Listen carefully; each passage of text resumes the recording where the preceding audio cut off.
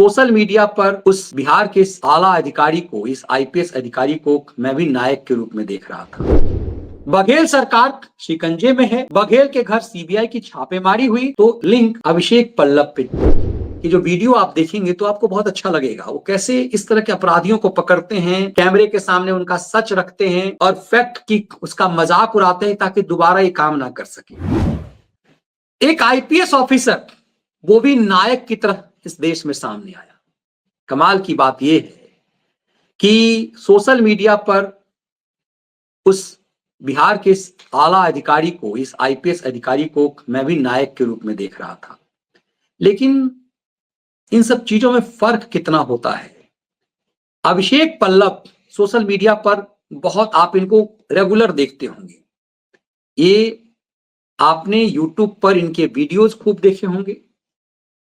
ये बिहार के बेगूसराय जिले से आते हैं, छत्तीसगढ़ में पोस्टेड हैं और कहा जाता है कि कांग्रेस की जो सरकार थी इनकी खूब छनती थी, खूब बनती थी। ईमानदारी का चोला ऐसा, पार्ट टाइम आईपीएस और फुल टाइम यूट्यूबर बनकर के जिनके घर सीबीआई ने छापा मारा।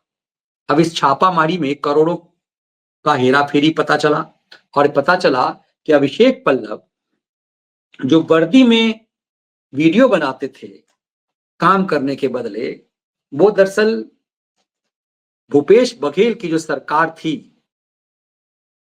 जो भूपेश बघेल का जो घोटाला है, महादेव घोटाला, उसमें मुख्य भूमिका इन्हीं की थी। बघेल सरकार शिकंजे में है। बघेल के घर सीबीआई की छापेमारी हुई तो लिंक अभिषेक पल्लव पे पड़ा। अब सोचिए कैसा एक आईपीएस अधिकारी, और इसीलिए कई बार होता है कि जब सिविल सर्विस का रिजल्ट आता है तो देश समाज में लोग खूब बवाल काटते हैं कि भाई हमारा रिश्तेदार, हमारे गांव का कोई आईपीएस बन गया, और वर्दी पहनते ही, इस पद की शपथ लेते ही वो खेल कुछ और करने लगता है। पल्लव भी वही खेल खेल रहे थे और अभिषेक पल्लव का जो चरित्र है उसने दिखाया है कि आखिर भरोसा फिर किस पर किया जाए। कौन है जो इस भरोसे के लायक है, कौन है जिस पर इंसाफ की आस करे। ऐसे ऐसे जो अधिकारी हैं, इन अधिकारियों से लोग उम्मीद बांधते हैं। अभिषेक पल्लव की जो वीडियो आप देखेंगे तो आपको बहुत अच्छा लगेगा। वो कैसे इस तरह के अपराधियों को पकड़ते हैं, कैमरे के सामने उनका सच रखते हैं और फैक्ट की उसका मजाक उड़ाते हैं ताकि दोबारा ये काम ना कर सके। लेकिन खुद ही वो क्या कर रहे हैं। कई बार लोग कहते हैं कि नेताओं को भ्रष्ट बनाने की भूमिका नौकरशाहों की होती है।